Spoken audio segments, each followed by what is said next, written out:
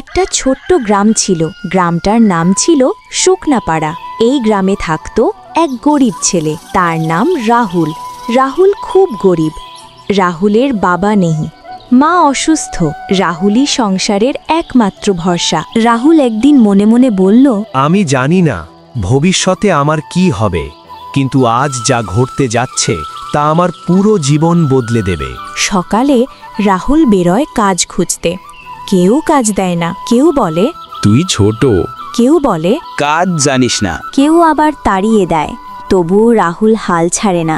একদিন বিকেলে রাহুল গ্রামের শেষ মাথায় একটা পুরনো বটগাছের নিচে বসে পড়ে। ও খুব ক্লান্ত, খিদে পেট চোঁচো করছে। হঠাৎ সে দেখতে পেল একজন বুড়ো মানুষ দাঁড়িয়ে আছে। বুড়োটা বলল, বাবা, একটু জল দেবে?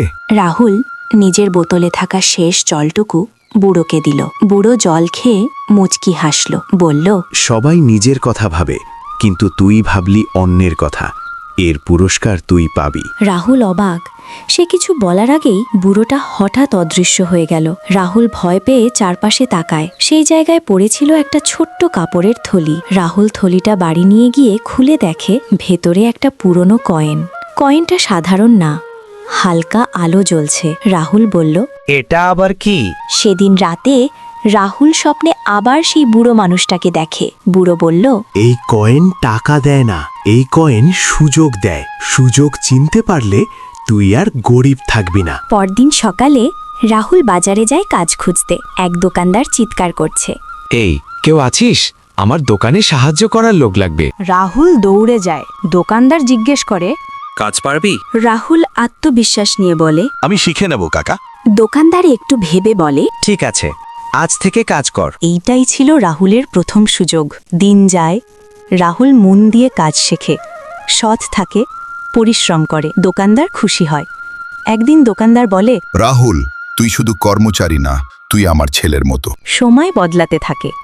রাহুল বড় হয়, কাজ জানে, মানুষ তাকে বিশ্বাস করে। আর সেই কয়েন রাহুল পরে আর কখনো সেটাকে দেখেনি। একদিন দোকানদার অসুস্থ হয়ে পড়ে। দোকান কয়েকদিন বন্ধ থাকার উপক্রম। গ্রামের সবাই চিন্তায়। এবার বুঝি দোকানটা আর খুলবে না। রাহুল দোকানদারের বাড়িতে যায়, গিয়ে বলে, কাকা, আপনি বিশ্রাম নিন, দোকানটা আমি সামলাবো। প্রথমে সবাই হাসে। কেউ বলে, এত বড় দোকান তুই চালাবি?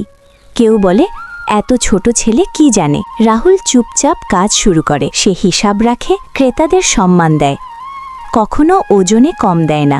2 সপ্তাহের মধ্যেই দোকানের বিক্রি আগের চেয়ে বেড়ে যায়।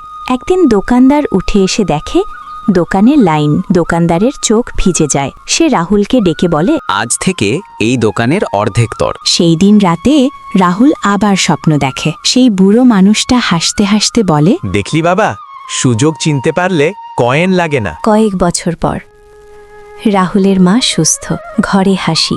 আর বটগাছের নিচ দিয়ে গেলে রাহুল আজও থেমে বলে, যদি সেদিন শেষ জলটা না দিতাম, আজ হয়তো আমি নিজেকেই হারাতাম।